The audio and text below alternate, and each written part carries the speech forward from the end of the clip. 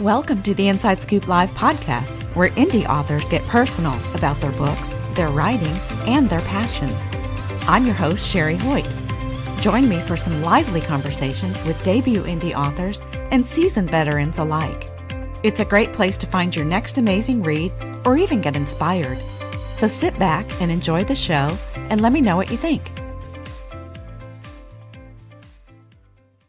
Hi, everyone. Gahl Sasson is on Inside Scoop Live today to talk about his latest book, The Astrology of 2023, Traversing the Bridge. It's an essential guide to help you navigate the astrology of 2023, and I think you'll find after listening to our conversation that this book really stands distinctly from any other book on the topic. But before we get started, let's get the inside scoop on the author. Gahl Sasson is an established author and has been teaching workshops on storytelling, Kabbalah, astrology, and mysticism around the globe for over 20 years. His first book, A Wish Can Change Your Life, has been translated into over 8 languages and is endorsed by H.H., the 14th Dalai Lama.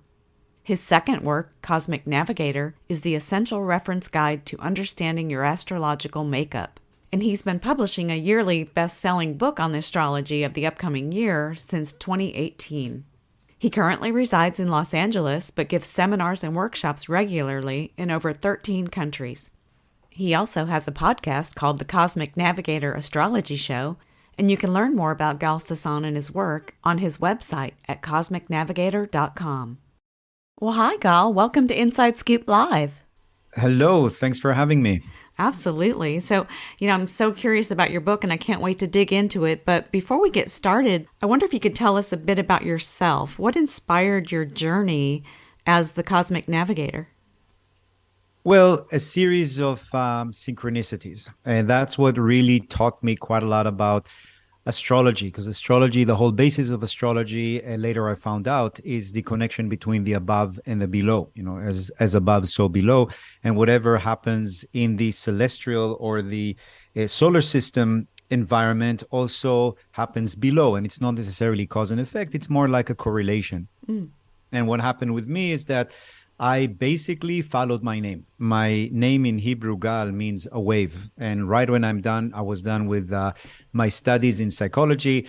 My friends who happened to be Cancer, which is the sign of water, called me up. We were living in Israel at that time and saying, why don't you join us to Mexico? We're going to learn how to surf. We're going to go surfing. And at first, I didn't feel like it so much because I had some bad news before that. But I said, you know what? If my name means a wave, I should definitely go learn to surf, even if it means going to the other side of the world in Mexico and doing it. And I ended up going there. It was kind of fun. I almost died, but that always happens when you're doing, incredible things in your life. I was in my Saturn return. It happens to everybody between 27 to 30. It's a time of reckoning. It's a time of a lot of pressure to decide who you are, what you're all about, confronting quite a lot of dangerous moments. It also happened to people 56 to 60 and 87, 88 to 90. It's basically every 30 years. And then what happened after that, I found myself in Guadalajara. It's the only city with international airport in Mexico at that time. And my friends went back to Israel, and I had a little bit longer before I need to go back to school. So I said, I'll just go down to Guatemala and learn Spanish. And then on my last day in Guadalajara, right about before I was supposed to go to Guatemala, I had this really strange encounter with somebody in the street that told me that he can show me the real Mexico. And I said, okay. And we took one bus, we took another bus. And I was thinking, oh my God, this is precisely what happened. All of us warned us in Mexico at that time that people steal your organs and leave you in a hotel, if you're lucky, in a tub full of ice, And I said, this is precisely how these stories come up and begin. And I decided, this is a junction. A lot of time we have moments in our life that we feel like there's a junction. And in the Ifa tradition in Africa, in the junction, we have always the idea of the elegua, like the messenger, the keeper of the crossroads. Later on in Christianity, of course, they transformed him into the devil, but it's not the devil who is in the crossroad. It's actually elegua. That's coming from Santeria also. So idea is that always when you're in a junction in your life, there is something happening that feels very monumental, but you don't really know how it's going to turn out. And then it actually ended up being a very nice encounter. And then when we were walking back to the bus station, I heard this drum and bass sound coming out from one of the humble apartments around there. And I said to myself, it would be great to see a band in Mexico play, like an anthropological experience. I love music. And we went into the house. There was a mic there, and I started singing. And I Huh. just decided I need to sing because I always wanted to be a singer. I had a rock band in Israel. And the next thing I know is I stayed there for 3 hours. They don't speak English. I don't speak Spanish. I just thanked them for the experience. And the day after, they came into my little guest house where I was staying and saying, okay, we need to create a band with you because we were waiting for the audition for a singer and he never showed up. And you showed up out of nowhere. So it's probably meant to be. Ah, And I said, no, no, no, I'm going to Guatemala to learn Spanish. They said, well, we speak Spanish. We'll teach you Spanish. Just stay. So I said, okay. And I stayed there. And then 2 weeks after, my guitar player in the band told me, you need to meet this group of people. They meet once a week. And that was 2 weeks after I said to myself, after I had this experience with this woman who read my chart out of nowhere. And I said, this is really good. I studied psychology and it feels like astrology has much more to teach me than psychology. And I kind of talked to the universe in a very informal way. And I said, listen, God, if I'm supposed to know astrology, I don't have money, I don't speak Spanish, and it's before internet, so I can't really do research in Guadalajara where to learn astrology. You have to show it to me in a very blunt way. And 2 weeks after, sure enough, without me asking anybody, the guitar player showed me this group of people that turned out to be that they're studying astrology. So I came to the teacher and I told him, listen, I have no money, but I speak Hebrew and I saw that you're teaching Kabbalah as well, and I can help you with the Hebrew. And he says, great. So we have a trade. And I stayed there for 2 years. So wow. that's how I got to astrology, or maybe astrology got to me. Wow, that's an amazing story. You could write a book Yeah, about that. yeah, I mean, I think that taught me that we just have to sometimes follow synchronicities. People a lot of times say, oh, I see 111, I see 222. Great. So what? It's almost like God is calling you and you're just overwhelmed by the fact that he called you instead of just answering the phone and speaking. So I think synchronicities are very much the way for the one to say, here I am. It's a moment. What is synchronicity? A connection, two different lines coming together, conjuncting. That's how a cross is formed, by two lines coming into the nexus.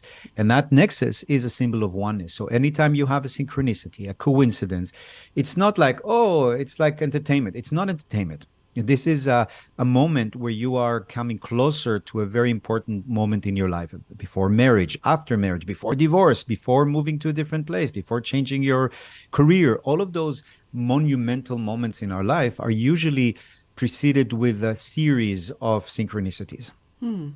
That's really interesting. And so I think from the age groups you just said, I'm in one of those age brackets. So, and that's not necessarily good or bad. It just is. It means something's going to happen.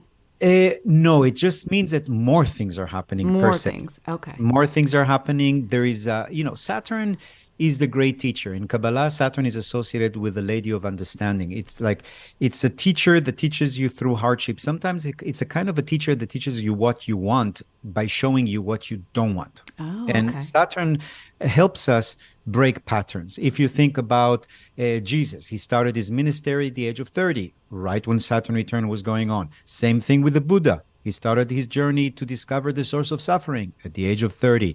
Just now, this last week, if you followed the news and heard about what was going on with the FTX collapse, you know that everybody's comparing it to the Lehman Brothers. Guess what? Sam Bankman-Fried is 30 years old, going through his Saturn return. All of those things are Saturn return is almost like an accountant who comes and shows you where you need to grow and you need to fix. It's usually the breaker of patterns. And that is, pattern comes from patron. It's the idea of a mold that repeats itself in a sense. And whenever Saturn return happens, 37 to 30, 27 to 30, 56 to 60, like we said, 88 to 90, that's the time where we are confronted by what is called Lord Karma. What is karma in Sanskrit? Action and reaction. So actions that you've carried out in the last 27, 30 years, you're now dealing with it. Okay. That is so interesting. So I guess before we get into things any further, why don't you tell us about your book? What is the Astrology of 2023 all about? And then what is the significance of the subtitle, Traversing the Bridge? Well, the title itself is very self-explanatory. It's about astrology of 2023. That's why I always add, because I've been doing it since 2018. Mm. My dog died in 2018. It was the year of the dog. And then I decided, you know what? I'm going to dedicate an astrology book to my dog. And Mm. it started off as a little joke, but then it turned out to be a commitment that I do every year, which is kind of a lot of work if you think about it. You write a book that the shelf life is about what, 4 or 5 months, you Yeah. know? But this is like what I've learned from the Tibetan. It's called the mandala. Mandala is when you have this sand painting, when people work for months to make this amazing painting created by sand, colored sand. And then the Lama comes and just destroys it and takes the sand back to the river. And Mm-hmm. it's the idea of impermanence, that everything in life is impermanent, that you can't get attached to things. So these books every year is my mandala, my intellectual mandala. I send it out there, and then the Lama of time comes and takes it away when 2023 becomes 2024 and my book is irrelevant. Hmm. So the idea behind this series is that I have to have a subtitle to it to explain the essence of the year. For example, last year was a sacrifice of love. And I always thought, I wonder why I'm saying it. I knew that the year is in numerology six. Six is associated in Kabbalah, in Hinduism, the chakra system with the heart. The heart is a lot of time associated with Christ consciousness, the idea of sacrifice for the greater good. And I thought, okay, it's a year of the sacrifice. And I said, by the way, that the color is going to be yellow or gold. And because, again, in Kabbalah, the sphere for the heart, the sixth sphere, which is called beauty, is related to gold and yellow. And woe and behold, right in February 24, Russia invaded Ukraine, and we're all doing this sacrifice for love. Think about how everybody has to pay more in the gas station, inflation, a lot of insecurities that are going to happen in the winter also, especially in Europe. They're going to have to sacrifice some days without heat. Everybody is being sacrificed in a sense, or everybody sacrificed something for Ukraine in a sense. And Ukraine's flag is yellow and blue. So every year I try to give an essence or a kind of a capsule of that year. And 2023, it's traversing the bridge because there seems to be a lot of planets and heavenly bodies that are changing signs. Whenever you change a sign, you kind of change archetype, you change colors, you change frequency, you change energies. So we have Saturn moving away from Aquarius, where it's been since the beginning of the pandemic. So right in March 2020, Saturn moved into Aquarius, which is the sign of communities, people, groups, organizations, technology, science. And what we have suddenly social distancing. Suddenly we change our friendships. Suddenly we're doing everything over Zoom.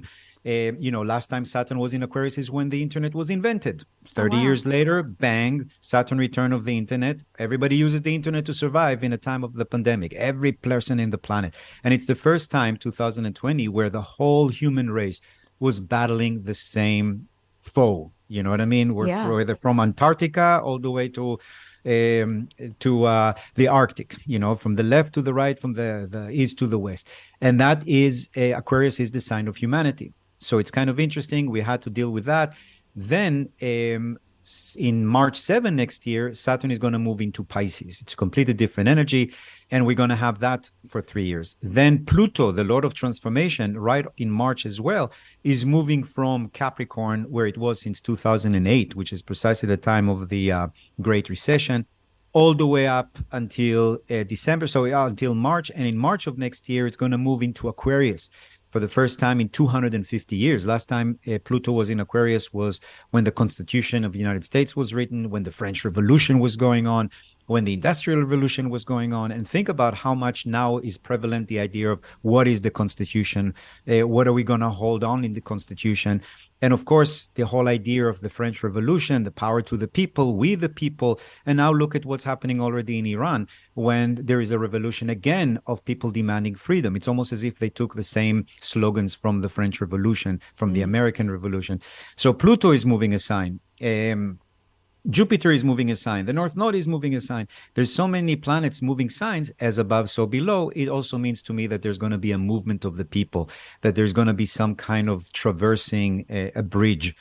So that's the idea behind the title. And the book itself is basically divided into 3 parts. The first part is just talking about, I call it the special guest stars, which is almost every day what kind of planets are moving or changing, or what's the climate like, what's the weather report for that specific day. And then the second part is just the general trends of the year. For example, when to start your new resolution. A lot of new resolution end with failure, actually 80%, 85%. And the reason why is A, because people choose the wrong one, and B, because they started in the wrong time. And this year is going to start 2023 with the Mars retrograde, with Mercury retrograde, a lot of challenging aspects. So that's why it's important to know when to start. A little bit about the year of the rabbit, the water rabbit that's coming next year. Major trends that are happening, a lot of historical anecdote of what happened last time certain planets were transiting in the same signs. And the last part is for every sign, month to month, basically description of the archetypes or the energies that are happening for every sign for every month. So that's the logic of the book, basically. Okay. That's so interesting what you said about New Year's resolutions, because I find that I'll set an intention, but I'll never start them in January. And I found myself the last 2 years starting them in May. So I don't know what that means, but maybe. Well, it could mean that you were Celtic in a past life, because May is opposite of the Celtic New Year, which is basically October 31st, Halloween. So it could be that you have an echo, of what I call a reverberation, in a sense, from a past life that influences your decision. Also, usually in the last few years, especially, it was very tough to start the new year resolution on January 1st. Don't forget that January 1st has no astrological meaning. It's basically Julius Caesar that decided that it should start then. You know, so it's the only thing that it gained power because everybody starts the year then. But there's nothing, energetically speaking, significance. For example, if you look at the Tibetan New Year's or the Chinese New Year or the Jewish New Year or the Ramadan, all of those holidays, even Christmas, even Easter, they're all based on astrology. That's why I write in the book that astrology is the mother of sciences and the mother of religion. So who will benefit from reading the Astrology of 2023? Do you feel like it's a good fit for those beginning in the practice as well as those that have more experience? I believe so, because I come out of the assumption that you don't know nothing about astrology. And yet I also know a lot of my clients, a lot of my readers know astrology. So every book for me is kind of a challenge of how to make it absolutely good for everyone. So if it says Mercury retrograde, I explain what it is. I explain why we think that Mercury is going backward. But at the same time, while I'm describing Mercury retrograde, I will give something that would make even astrologer thinks differently about it, by saying that during Mercury retrograde, anything to do with synchronicities, coincidences, prayer, healing works better, because in Mercury retrograde, communication between people, what I call horizontal communication, are flawed, meaning that your mail doesn't get on time, your emails are not processed well, you make a lot of mistakes, your computers have glitches and so forth, you're late to appointments. Okay, everybody knows that. But it's because Mercury sends most of his personnel to kind of deliver messages from the above and to below, which means basically vertical communication. So communication is still going perfectly well in Mercury retrograde. It's just that the direction is different. And for many astrologers, it's a different way of looking at astrology. But for people who never studied astrology, they still get to know that in Mercury retrograde, things get messed up. Yeah. So what are some of the basic knowledge points those interested in learning more about the subject should know? It's always good to know your sun sign, which is what your sign is, your rising sign, which is determined by your time of birth, and your moon sign. This is what I call the Trinity in astrology. It's literally the father, the sun, the mother, the moon, not the Holy Ghost, because we didn't kill her yet, and child instead of the sun, which is your rising sign, you. So that's the Trinity of astrology. And you can find it anywhere. I mean, you can even go to my website, cosmicnavigator.com, and there is under Learn, a free app that you can use to do as many charts as you want, without emails, without anything. So basically, you need to know your rising sign, because that's your path in this lifetime. That's the road that you're choosing to walk. Doesn't matter what your sign is. Your sign is what you strive to become. So let's say you are a Scorpio. It's not that you're sexy all the time or that you're killing everybody, because Scorpio is death and sexuality. You're striving to understand intimacy, master sexuality. That's maybe why you would do it more, or why it will be important in your life. and understand the idea of death. It's not that you're born into the sign that you have the strongest connection. Opposite. You're born to the sign that many lifetimes you probably avoided reincarnating into, you know. The same way that if you go to a school to learn Spanish, it's most likely because you don't speak Spanish, right? So, and your moon sign is how you emotionally react as you're walking the path, your rising sign, towards your sun sign, which is what you strive to become. Okay. All right. Yeah, I looked at the reading chart that you had available, and I didn't know my birth time, so I need to get with my mom. And in the United States, you can actually ask the hospital. In other places in the world, it's a little bit harder. Oh, okay. Everything you're talking about is so fascinating to me, and you're actually making me want to go and learn more. But I do feel like it's often misunderstood.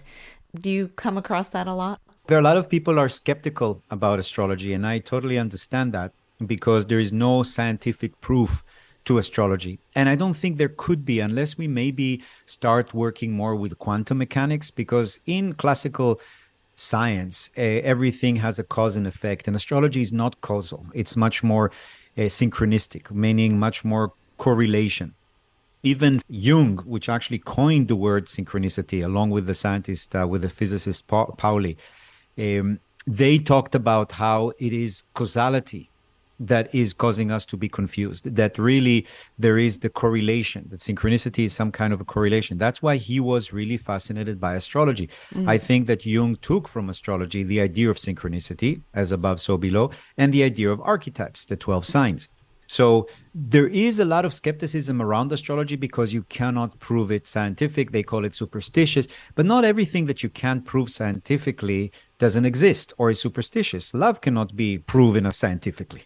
God cannot be proven scientifically. And yet there's a lot of people who emotionally are moved by these two subjects. Now, the idea about science is that if some experiment happened all the time, everywhere, it's considered to be valid. The idea in astrology is that for every experiment, there is a date of birth. So maybe Mercury is retrograde when you're doing the experiment and you're going to mess it up. Or maybe you're going now through your Saturn return and you're not supposed to discover it right now. Do you know what I mean? There's so much forces that are affecting everything. I think that maybe eventually through the science of quantum mechanics, it will be easier, because in quantum mechanics, they talk about entanglement. When two particles were created at the same time, at the same moment, they're linked together in a sense. And maybe when we're born, we have some part of us linked to Saturn, to the moon, to the sun, to every aspect of our solar system. Don't forget that the solar system is really the sun.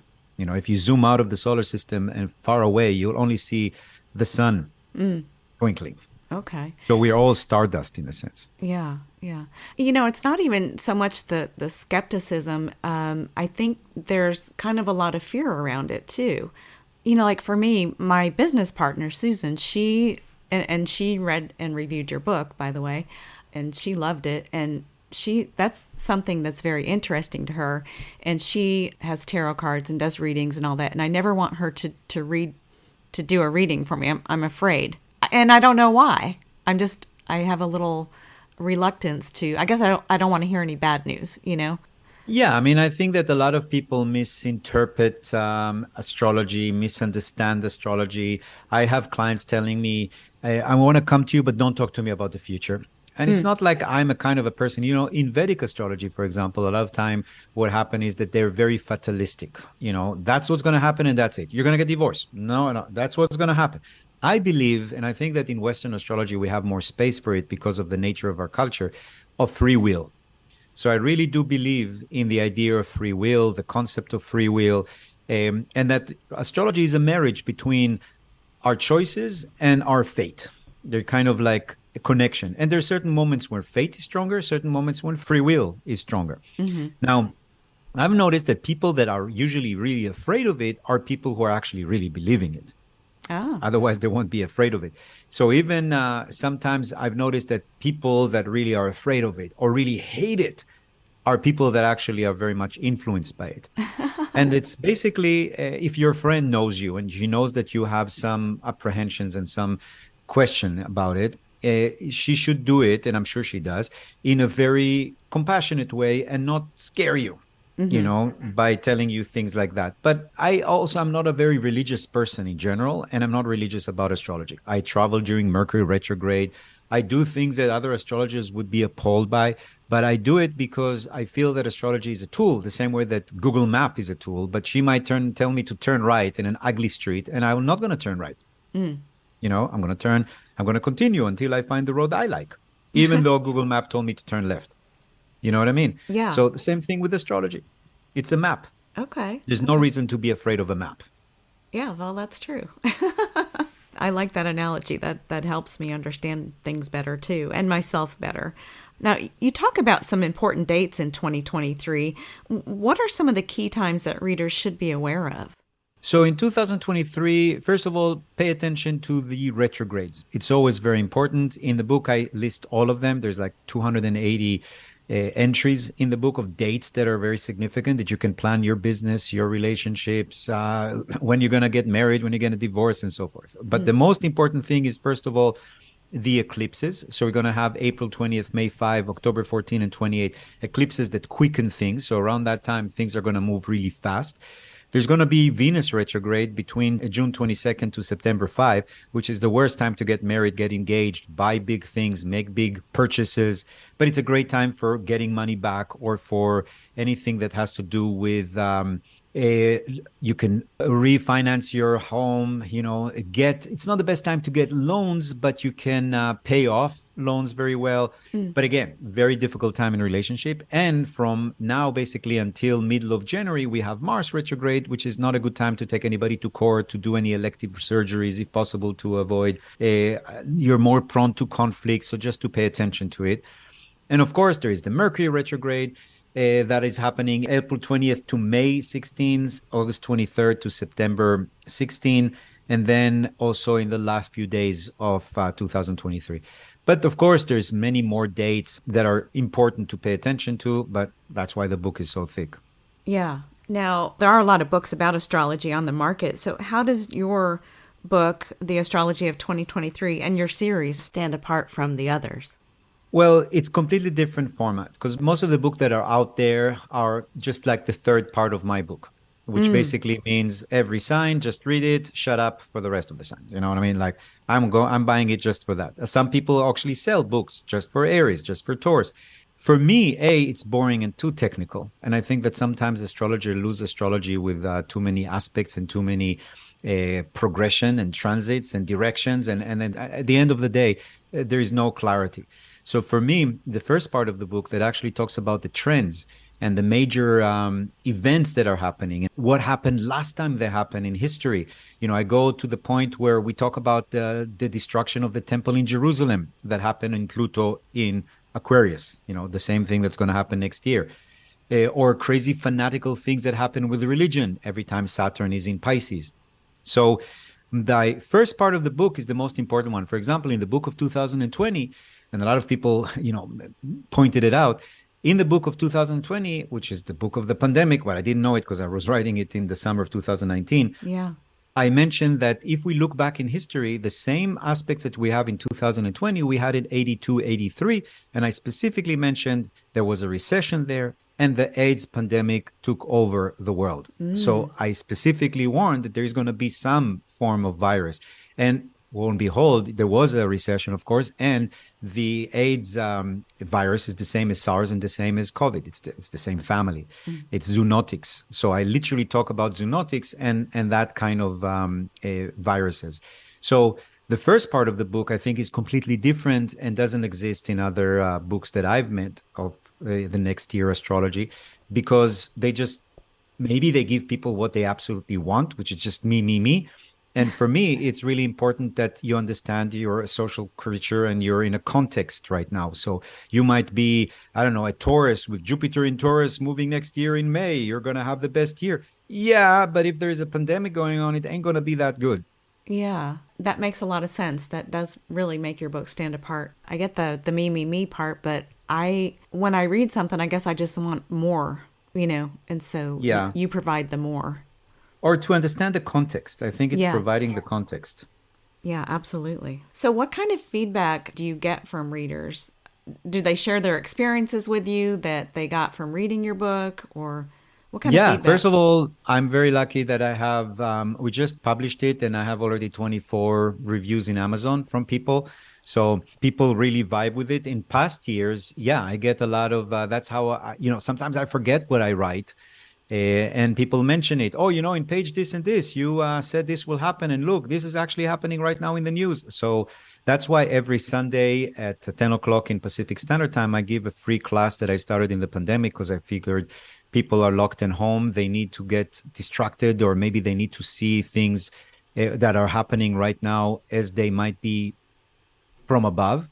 So every Sunday at 10 o'clock in the morning, I do this Zoom and live Instagram that is a free class about the week, the astrology of the week ahead, and also major things, major trends that are happening. And I can see from that group how much the information that provided in the book helped them deal with specific things that happen in life. That's a great resource. And so there's that on your website. And you share just a whole bunch of information on your website. So if someone wanted to take a deeper dive into astrology, they can start with your weekly classes. And what other kind of resources do you have for readers wanting to take things a step further? Well, on my website under Learn, there's a lot of free things there. I added a free meditation to activate the planets of next year. There's a lot of written things that I like, articles and blogs that I write there. And there's a lot of books out there that you can connect to with astrology. But I think that it's really about trying to, let's say, if you work with the book, to try to understand how you connect the above and the below, because maybe the new moon for you is energy, and for another person, it's really feeling tired. It's really important to connect, to understand the connection between you and the skies, in a sense. Okay. So is there like a recommended way to work through your book? I think that you should read your sun sign and your rising sign if you know it in the third part. But in the first part, I think that, again, one of the things that people told me from past years is that they literally take the entry, I mean, all of those dates that I mentioned in the first part of the book, which I told you is called a special guest star, and work with that to put it in their calendar so they know, oh, today is not a good day to do business because Uranus is, I don't know, sitting on top of Mars. But next week, we're going to have Venus and Mars trining. So that's a great time for money. So I'll do the meeting then. So that's Oh, why I decided to do that calendar so people can just download it for free. yeah. Oh, that's wonderful. Yeah. Now, do you work with individuals? Do you do any type of coaching or anything like that? I do personal readings. Yeah. So I do charts for people on astrology. I teach classes. I have a lot of webinars. If they go to my website, cosmicnavigator.com, you can find always, I go all over the world. So I'm going to be in the next 2 months in London, Paris, Tel Aviv, Istanbul, Sofia, New York. So I travel quite a lot to give classes, workshops, readings. And a lot of these workshops are webinars. So they're workshops that have to do with numerology, color therapy, past lifetime regressions. I do quite a lot, mythology classes. So now is the time to buy your book to prepare for the upcoming year. Yeah, that's why I make sure to write it in the summer so I can publish it in the fall. All right, right. Okay. So, well, is there anything else you wanted to share with us today? I think it's going to be a pretty intense year next year. So it's really important to prepare for it, not to be scared of it, not to say, I don't want to hear it because it's going to be bad, but much more like, what can I do in order to make it the best? And always when there is crisis, there is expansion, meaning that you have to reach sometimes the rock bottom in order to jump up. Otherwise, you're just hanging in the air. So it is a year of transformation and change. I recommend for people to go back to 93, 94, 95 and see what was going on in their life then, because there might be some replication. And also what happened in 2003, 2004, 2005, because those are years that are relevant to 2023. Well, Gahl, it's been so interesting having you today. Thank you for joining us and sharing a bit about yourself and your work. Thanks a lot for having me, and have an amazing holiday season and 2023. Thank you for joining me today for my interview with Gahl Sasson, author of The Astrology of 2023, Traversing the Bridge. To learn more about Gahl Sasson and his work, visit his website at cosmicnavigator.com. And be sure and check out our other interviews on InsideScoopLive.com.